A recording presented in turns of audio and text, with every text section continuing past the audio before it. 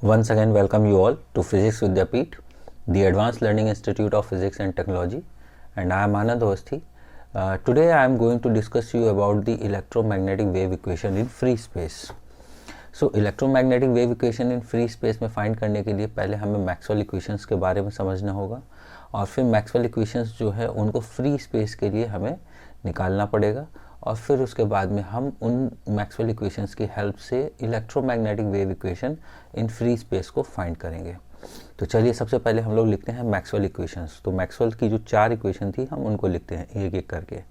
तो जो सबसे पहली इक्वेशन हमारी आती है that is the divergence of electric field, which is also known as the del dot E is equals to rho upon epsilon naught, okay, which is also can be written in the form of del dot D or divergence of D is equals to rho. दूसरा हमारा जो है equation वो होता है the divergence of magnetic field is always equals to 0, and we can also say that the divergence of magnetic field strength is always 0. तीसरा equation जो हम लिखते हैं मैक्सवेल का that is the curl of electric field that is always equals to minus Deber B by Deber T. okay.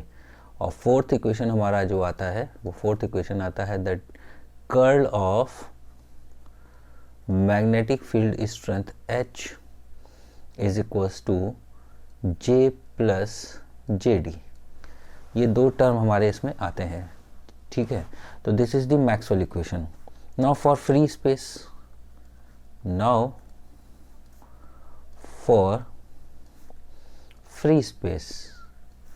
So free space की अगर हम बात करें तो फ्री स्पेस के लिए जो वॉल्यूम चार्ज डेंसिटी है that is 0, means rho is equals to 0, and जो हम बात करते हैं यहाँ पर J which is also known as the current density that will also 0।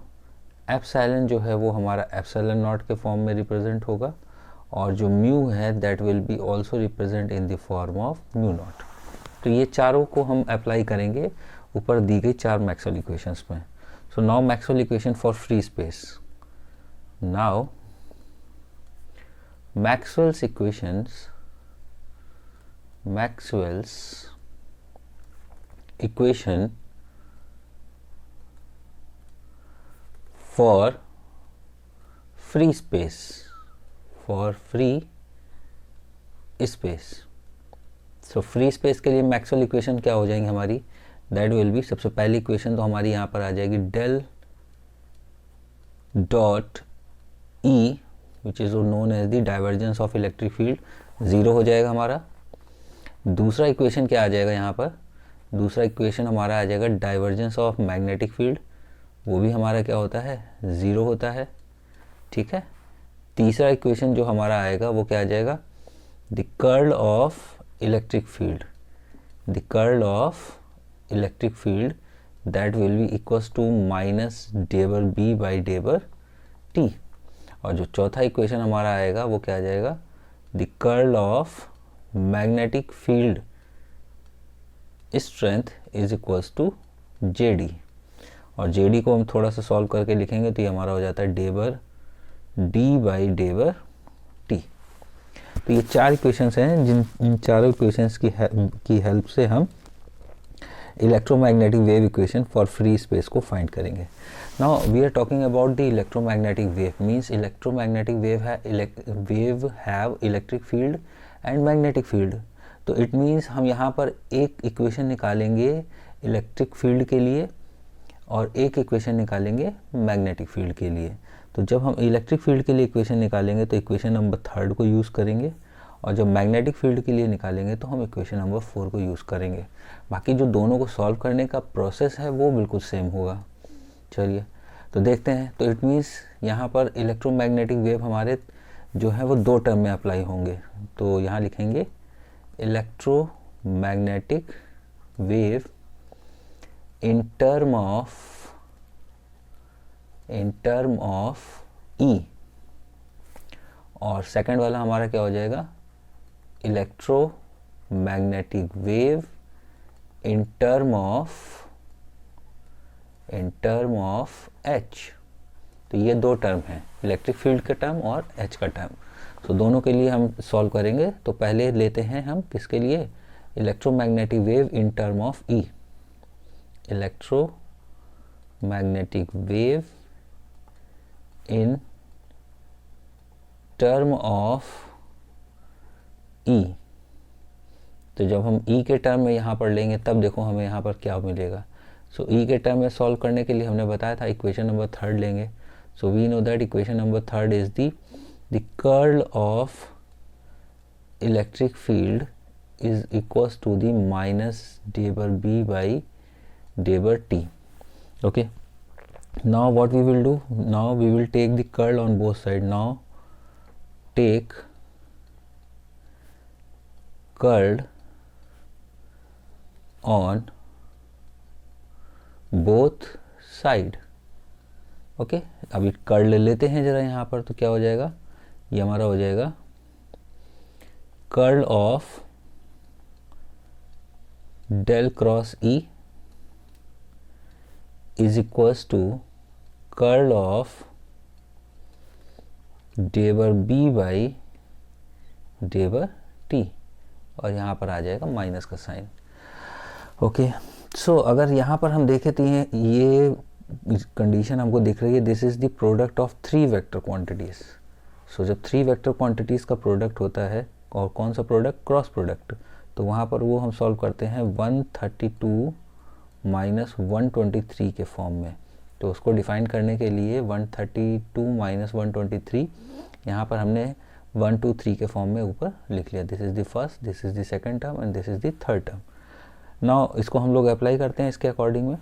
तो 132 में हमारा क्या आ जाएगा, 1 का मतलब डेल, 3 का मतलब E ब्रैकेट क्लोज, और बाहर आ गया 2, दैट इज डेल। फिर यहाँ पे आ गया माइनस का, 1 मीन्स डेल, 2 मीन्स डेल, और 3 मीन्स E। तो इसको हमने 132 माइनस 123 के फॉर्म से हमने इसको लिख लिया। और यहाँ पर हम इसको भी थोड़ा सा सॉल्व करेंगे तो यहाँ आ जाएगा माइनस का डेबर बाई डेबर T, और यहाँ पर हमारा टर्म आ जाएगा डेल क्रॉस B। ओके, अब ये वाला टर्म तो हमारा ज़ीरो हो जाएगा फ्रॉम इक्वेशन फर्स्ट जो हमने पहले निकाली है, और ये वाला जो टर्म है this will be equals to the del square. Del square इसलिए आएगा क्योंकि अगर दो वेक्टर हैं, एक वेक्टर A दिया गया है और उसी वेक्टर का हम डॉट प्रोडक्ट लेते हैं, that will always comes to square form, means vector A dot A that will be come equals to A square. So del dot del will be equals to the del square. So I think ये clear हो गया होगा। Okay, now and ये वाला जो term है ये हमारा इक्वेशन नंबर 4 से हम इसकी वैल्यू को उठा करके यहाँ पर रख देंगे। क्या वैल्यू रखेंगे, एप्सिलॉन नॉट डेबर, और यहाँ पर हमारा आ जाएगा डेबर डेल क्रॉस B है। तो इसको हम यहाँ पर एक बार देख लेते हैं पीछे। तो यहाँ पर हमारा क्या आ जाएगा, डेल क्रॉस B या डेल क्रॉस H। तो यहाँ पर हमारा आ जाएगा डेबर D बाई डेबर T। चलो तो यहाँ पर रखते हैं ज़रा। तो यहाँ पर हमारा आ जाएगा डेबर D बाई डेबर T। ओके, यहाँ पर म्यू एप्सिलॉन नॉट की जगह पर हमारा आएगा म्यू नॉट। ओके, ये कैसे आया, इसके लिए हम यहाँ पर कुछ नहीं करेंगे, ज़्यादा दिमाग लगाना है हमें। यहाँ पर आ जाएगा D इज इक्वल्स टू होता है एप्सिलॉन नॉट E, और B इज इक्वल्स टू होता है म्यू नॉट H। बस अगर हमको E के टर्म में रखना है, E से D में कन्वर्ट करना है तो ये फार्मूला लगाना है, H से B में कन्वर्ट करना है या B से H में कन्वर्ट करना है तो भी हमें इन्हीं दोनों फार्मूले का यूज़ करना है। नाउ चलो पुट करते हैं वैल्यूज़ को। वैल्यूज़ को जब पुट करेंगे तो ये टर्म तो ज़ीरो, ये वाला टर्म बचेगा, और ये तो ये जो टर्म बचेगा इसको हम लोग कैसे लिख सकते हैं, ये टर्म हमारा आ जाएगा माइनस का del square E is equals to mu naught डेबर D बाई डेबर T। ओके, यहाँ तक क्लियर है। चलिए, तो यहाँ तक हमने इसको लिख लिया, बट अभी एक टर्म हमने यहाँ पर मिस कर दिया है। तो जब हमने मिस किया तो इसको करेक्ट भी कर लेते हैं यहाँ पर। तो इसको करेक्ट करेंगे तो ये कुछ इस तरीके से हमारा आएगा, यहाँ पर हमारा आ जाएगा म्यू नॉट डेबर 2d अपॉन डेबर t2।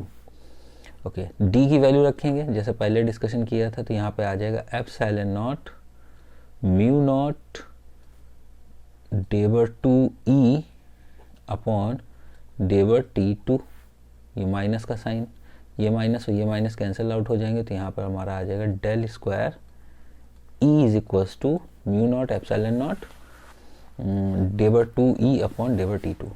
जब इसको वन साइड कर लेंगे तो ये हमारा इक्वेशन क्या आ जाएगा, del square E minus mu naught epsilon naught डेबर 2e अपॉन डेबर t2 इज इक्वल टू 0। ये एक इक्वेशन हमारा आ गया for electromagnetic wave in free space in term of ई।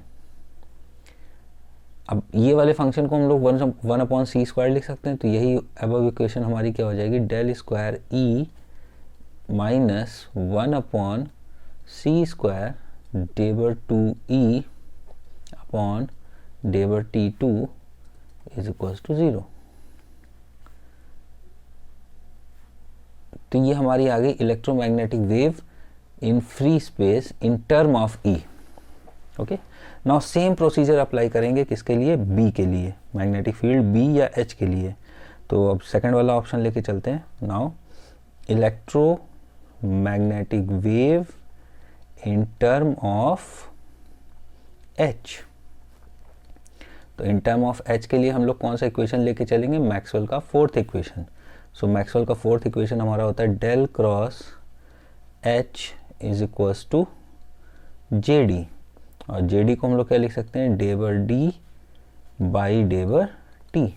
ये हमारा क्या आ गया, डेल क्रॉस एच, ये टर्म हमारा आ गया।